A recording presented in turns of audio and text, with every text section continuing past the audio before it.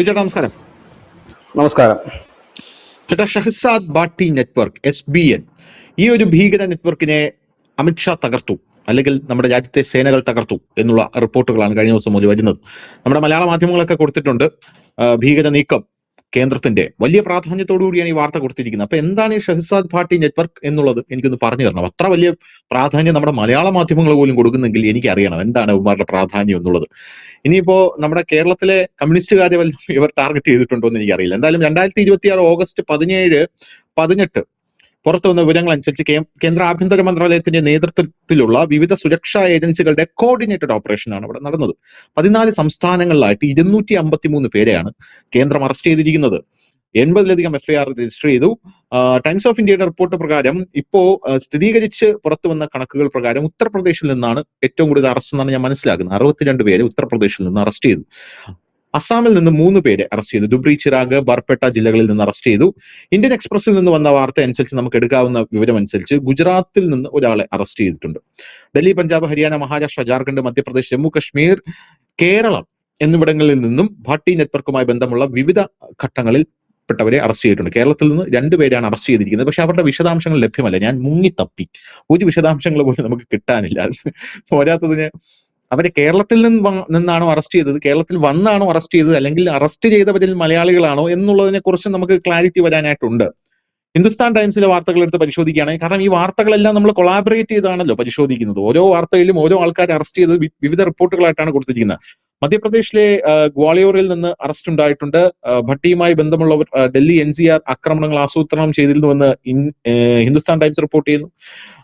ഡൽഹിയിൽ 8 പേരെ, മഹാരാഷ്ട്ര, ജാർഖണ്ഡ് എന്നിവിടങ്ങളിൽ നിന്ന് അറസ്റ്റ് ചെയ്തു. 4 ഹാൻഡ് ഗ്രനേഡുകളും ഗ്ലോക്ക് പിസ്റ്റലുകളും പിടിച്ചെടുത്തതായി ഇന്ത്യൻ എക്സ്പ്രസ് പറയുന്നു. ജൂലൈയിൽ ഡൽഹി, പഞ്ചാബ്, ഉത്തർപ്രദേശ് എന്നിവിടങ്ങളിൽ നിന്ന് 6 പേരെ അറസ്റ്റ് ചെയ്തു. പല ടൈം ഷെഡ്യൂളുകളിലാണ് ഇവരെ അറസ്റ്റ് ചെയ്യുന്നതെന്നാണ് മനസ്സിലാക്കുന്നത്. എന്തായാലും ഷഹസാദ് ഭട്ടി പാകിസ്ഥാൻ ആസ്ഥാനമായി പ്രവർത്തിക്കുന്ന ആളാണെന്ന് ഇന്ത്യൻ ഏജൻസികൾ പറയുന്നു. ആരോപണമാണ്. ഇത് NDTV ആണ് റിപ്പോർട്ട് ചെയ്തിരിക്കുന്നത്. NIA ഇയാളെ ആബ്സ്കോണ്ടറായി ചാർജ് ഷീറ്റ് ചെയ്തു. നാഷണൽ ഇൻവെസ്റ്റിഗേഷൻ ഏജൻസി NIA അന്വേഷണത്തിൽ ഭട്ടിയുമായി ബന്ധപ്പെടുത്തി കണ്ടെത്തിയ ഒരുപാട് കേസുകളുണ്ട്. ആ കേസുകളുടെ എല്ലാം അന്വേഷണം ഇപ്പോൾ തുറന്നിട്ടുണ്ട്, അതായത് പുനരന്വേഷണം തുടർന്നിട്ടുണ്ട് എന്നുള്ള റിപ്പോർട്ടുകൾ നമുക്ക് മനസ്സിലാവുന്നു. അപ്പൊ എന്താണ് ഇതിന്റെ സ്റ്റോറി? ഞാൻ ആദ്യമായിട്ട് കേൾക്കാണ് കേട്ടോ ബിജോട്ടെ. ഷഹസാദ് ഭട്ടി ടീം എന്ന് പറയുന്നത് എന്താണിത്? ഇത് ആരാണ് ഇയാൾ? ഈ നെറ്റ്വർക്കിനെ കുറിച്ച് ഈ ചാനലിൽ നമ്മൾ ഒരുപാട് തവണ ചർച്ച ചെയ്തിട്ടുണ്ട്. പ്രേക്ഷകരുടെ അറിവിലേക്ക് ഞാൻ ഒരു ക്ലൂ തരാം. നമ്മൾ എപ്പോഴൊക്കെയാണ് ചർച്ച ചെയ്തത്. നമ്മുടെ രാജ്യത്ത് ഈ ഗാങ്സ്റ്റാറുകളുമായിട്ട്, ഗുണ്ടാ സംഘങ്ങളുമായിട്ട് ഈ ഭീകര സംഘടനകൾ കൊളാബറേറ്റ് ചെയ്തിട്ടുണ്ട്. അവര് ഈ ഭീകര സംഘടനകൾ, അത് ഖാലിസ്ഥാൻകാരാണ് ആദ്യം ഈ പരിപാടി തുടങ്ങി വെച്ചത്. നമ്മുടെ കേരളത്തിലടക്കമുള്ള ഗുണ്ടകളൊക്കെ ആ ലിസ്റ്റിൽ നമ്മൾ ഈ പ്ലാറ്റ്ഫോമിൽ ഇരുന്ന് ചർച്ച ചെയ്തിട്ടുണ്ട്. ഞാൻ പ്രേക്ഷകരുടെ ഓർമ്മകളിലേക്ക് വേണ്ടിയിട്ട് അതിന്റെ ക്ലൂ പറഞ്ഞുതരും ഏതൊക്കെ സന്ദർഭങ്ങളിൽ നമ്മൾ ആ വാർത്ത ചെയ്തത്.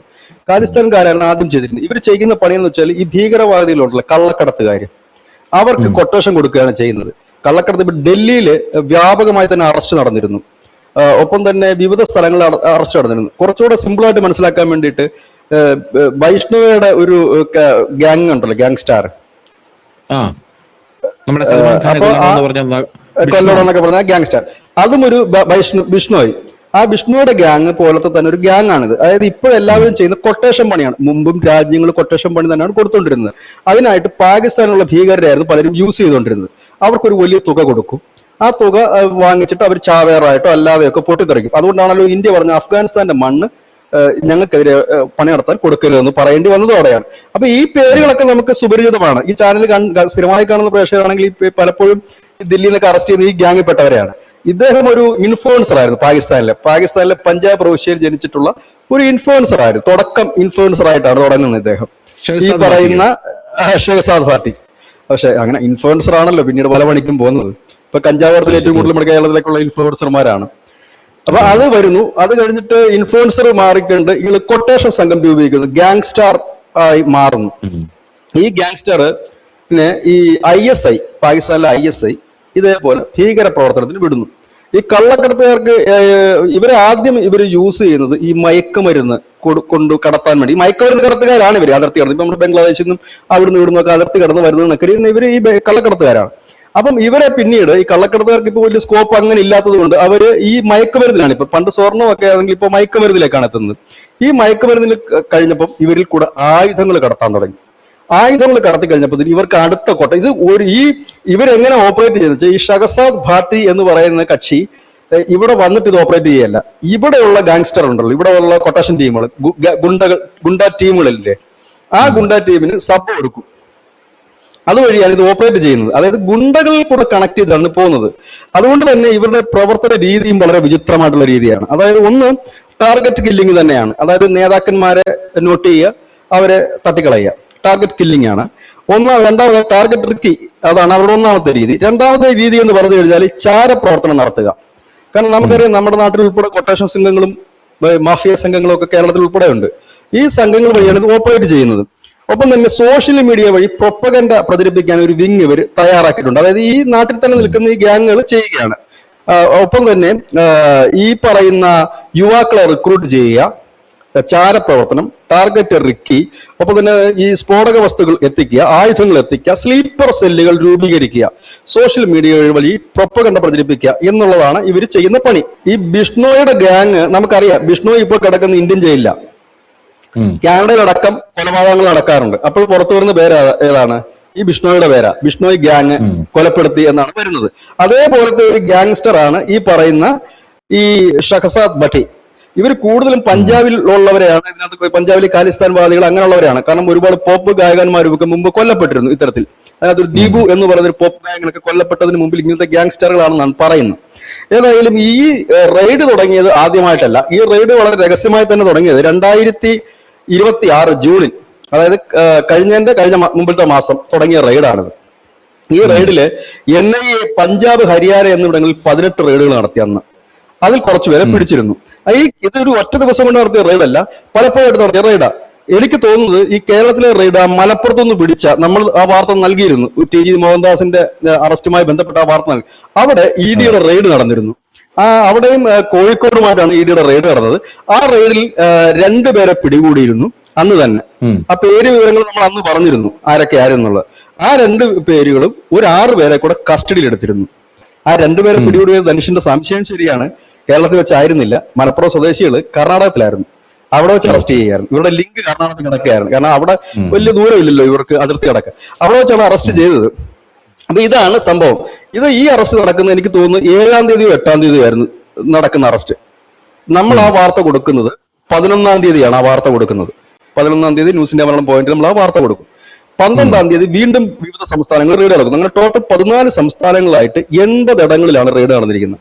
ആ 80 ഇടങ്ങളിൽ നിന്നാണ് ഇവരെ പിടികൂടിയിരിക്കുന്നത്. അതായത് ഈ 2 പേരെ കേരളത്തിൽ അറസ്റ്റ് ചെയ്തത് കൂടാതെ 6 പേരെ നേരത്തെ കസ്റ്റഡിയിൽ എടുത്തിട്ടുണ്ട്. അവരുടെ അവസ്ഥ എന്താണെന്ന് അറിയില്ല. അവർ പ്രതികളായിട്ടുണ്ടോ ഇല്ലയോ എന്ന് നമുക്ക് അറിയില്ല. ഇനി പുതിയതായിട്ട് ഈ 6 പേരിൽ നിന്ന് 2 പേരെയാണോ എടുത്തത്, അതോ നേരത്തെ ഉള്ള 2 പേരാണോ ഈ കണക്കെന്നും അറിയില്ല. അതൊക്കെ ഇനി NIAയുടെ ഒരു പത്രക്കുറിപ്പ് വന്നാലേ നമുക്ക് അതിന്റെ ഒരു ക്ലാരിറ്റി കിട്ടത്തുള്ളൂ, ആരാ എന്താ എങ്ങനെയൊക്കെയാണെന്നുള്ളത്. അപ്പൊ ഇവരാണ് വ്യാപകമായി തന്നെ ഈ ഹിന്ദുക്കൾ, ഈ അടുത്ത കാലത്തൊക്കെ കുറെ ഹിന്ദു പേരുകളൊക്കെ ഈ ടെറർ ഗ്രൂപ്പുകളിൽ വരുന്ന കണ്ടിട്ടുണ്ടോ, ശ്രദ്ധിച്ചിട്ടുണ്ടോ? അതിതാണ് സംഭവം. അതായത് കൊട്ടേഷൻ കൊടുക്കുന്നു.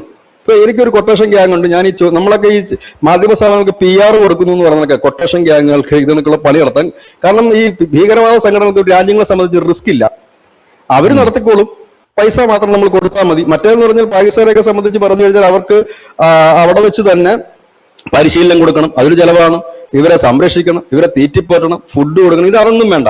ഒരു നിശ്ചിത തുക ഇവിടെ എത്തിച്ചു കഴിഞ്ഞാൽ, അങ്ങനെയാണല്ലോ നമ്മുടെ നാട്ടിലും കൊട്ടേഷൻ സംഘം പ്രവർത്തിക്കുന്ന. അങ്ങനെയല്ലേ, കാല് വെട്ടാൻ ഇത്ര രൂപ, കൈ വെട്ടാൻ ഇത്ര രൂപ, ആളെ ഇല്ലാതാക്കാൻ ഇത്ര രൂപ എന്ന് പറഞ്ഞിട്ട് ചെയ്യുന്ന അതേ പരിപാടി തന്നെയാണ് രാജ്യങ്ങളുടെ ഇത് നടക്കുന്നത്. അപ്പൊ ഇവരെ 2016 മുതൽ അതിർത്തി കടന്നു വരുന്ന ഗാങ്സ്റ്റർ കൊള്ളക്കാരായിട്ടും ഈ ആയുധക്കടത്തുകാരായിട്ടും ഇന്ത്യ നൊട്ടോറിയസ് ആയിട്ട് പ്രഖ്യാപിച്ചിരിക്കുന്ന, മോസ്റ്റ് വാണ്ടഡ് ആയിട്ട് പ്രഖ്യാപിച്ചിരിക്കുന്ന വ്യക്തിയാണ് ഈ പറയുന്ന വിദ്വാൻ, ഈ ഭാട്ടിയ എന്ന് പറയുന്ന ആള്.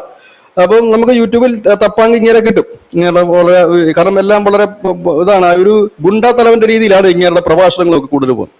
അപ്പൊ ഇതാണ് ഈ ഗ്യാങ്ങിനെ കുറിച്ച് പറയാം. ഏതായാലും ഒരുപക്ഷെ നമ്മുടെ രാജ്യത്ത് ഈ ആഗസ്റ്റ് 15-ന് ഈ രാജ്യം തന്നെ ഞെട്ടിത്തരിക്കുന്ന രീതിയിലുള്ള വലിയ സ്ഫോടനങ്ങളാണ് ആസൂത്രണം ചെയ്തിരുന്നത്.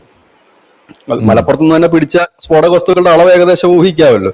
അങ്ങനെ രാജ്യത്തിന്റെ വിവിധ ഇടങ്ങളിൽ റെയിൽവേ സ്റ്റേഷൻ, മാർക്കറ്റുകൾ, അതായത് ഇവർക്ക് ഈ പാകിസ്ഥാനെ സംബന്ധിച്ച് പറഞ്ഞാൽ ഇന്ത്യയോട് ഒരു പ്രതികാരം ചെയ്യാൻ അവർക്ക് ഉറങ്ങാൻ കഴിയില്ല. പ്രത്യേകിച്ച് പാകിസ്ഥാനുള്ള ഭീകര സംഘടനകളുടെ ഏറ്റവും വലിയ ഇപ്പോഴത്തെ അവസ്ഥ എന്ന് വെച്ചാൽ അടികൊണ്ട് നാശമായി ഓപ്പറേഷൻ സിന്ദൂറിൽ. പല അവരുടെ സ്ഥാപനങ്ങൾ ഉൾപ്പെടെ തകർന്നു.